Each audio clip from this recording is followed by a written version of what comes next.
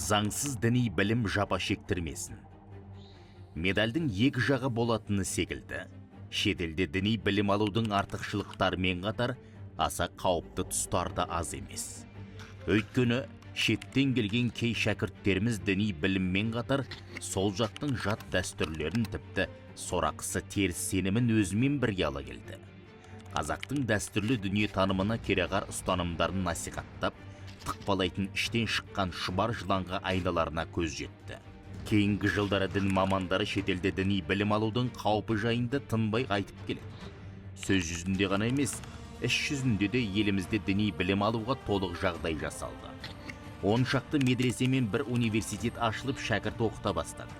Одан қалды өзге мұсылман мемлекеттеріндегі ресми оқу орындарымен байланыс орнатылып, діни білім алам деген жастарға адастырмайтын бағыт-бағдар беріліп келеді. Өкінішке қарай соқырға таяқ ұстатқандай қылып мүмкіндік жасалып жатқанына қарамастан, шетелдегі күмәнді діни орталықтарға білім алу үшін кетіп жатқан жастарымыз әлі де бар.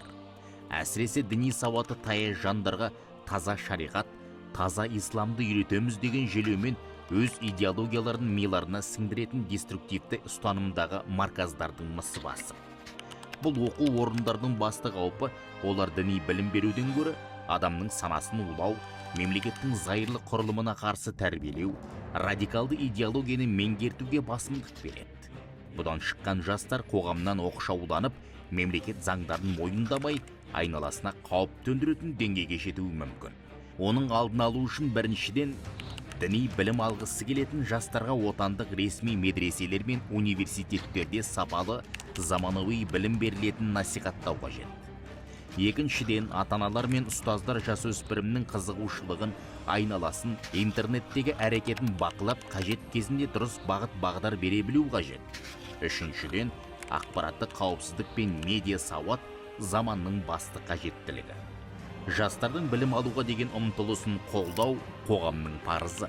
Алайда бұл ұмтылыс дұрыс жолмен заңды қауіпсіз бағытта жүзеге асуға тиіс. Ұрпақтың рухани тәрбиесі елдің ертеңі екенін естен шығармайық.